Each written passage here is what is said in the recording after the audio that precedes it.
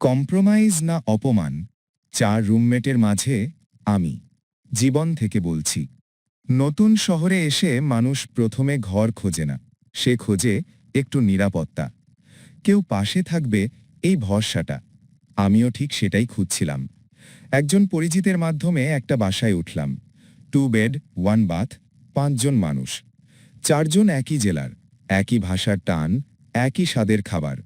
আর আমি একাই অন্য জেলা থেকে আসা। শুরুতে সবকিছু খুব স্বাভাবিক ছিল।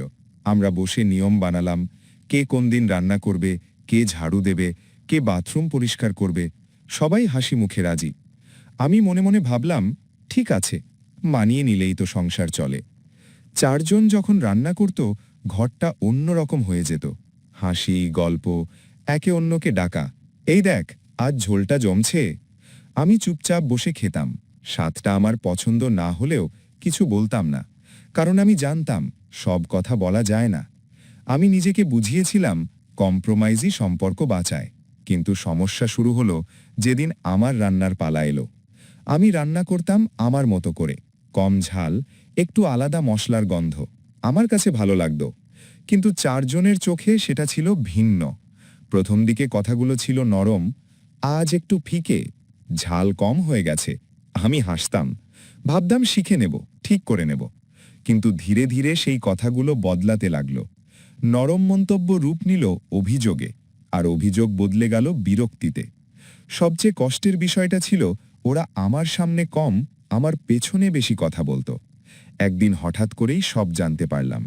সেই মুহূর্তে আমি বুঝে গেলাম এই ঘরে আমি একজন মানুষ না, আমি একটা সমস্যা। কারণ বাস্তবতা ছিল নির্মম। আমরা সবাই দেই রেন্ট, সিদ্ধান্ত নেয় তারা ৪ জন। আমি সেখানে শুধু একজন অতিরিক্ত মানুষ। কোনো কথা হলে তারা গ্রুপ হয়ে দাঁড়াতো, আর আমি একা পড়ে যেতাম। সেই একা থাকা শুধু শারীরিক না, ওটা ছিল মানসিক। আমি ঝগড়া করিনি, চিৎকার করিনি, শুধু একদিন বললাম, আমি আর তোমাদের সাথে খাবো না, আমি অন্য জায়গায় রুম দেখছি। যতদিন আছি বাইরে খেয়ে নেব, এই বাড়িতে আর আমার রান্না নিয়ে চিন্তা করতে হবে না। এই কথাটা বলা সহজ ছিল না, কারণ এটা ছিল হেরে যাওয়া না, এটা ছিল নিজেকে বাঁচানোর সিদ্ধান্ত। ৮-১০ দিনের মধ্যেই আমি চলে গেলাম। একটা ছোট রুম, কেউ নেই, কথা বলারও কেউ নেই। কিন্তু সেখানে একটা জিনিস ছিল, সম্মান। আজ বুঝি সব রুমমেট বন্ধু হয় না, সব কম্প্রোমাইজ ভালোবাসা না। কিছু কম্প্রোমাইজ শুধু একজন মানুষকে ধীরে ধীরে ভেঙে দেয়। এই গল্পটা শুধু আমার না, এটা তাদের গল্প, যারা সংখ্যায় কম বলে চুপ থাকে, যারা মানিয়ে নাও শুনতে শুনতে নিজেকে হারিয়ে ফেলে। এটাই জীবন, এটাই জীবন থেকে বলছি। ভিডিওটি ভালো লাগলে লাইক দিন, কমেন্ট করে আপনার মতামত জানান আর শেয়ার করুন।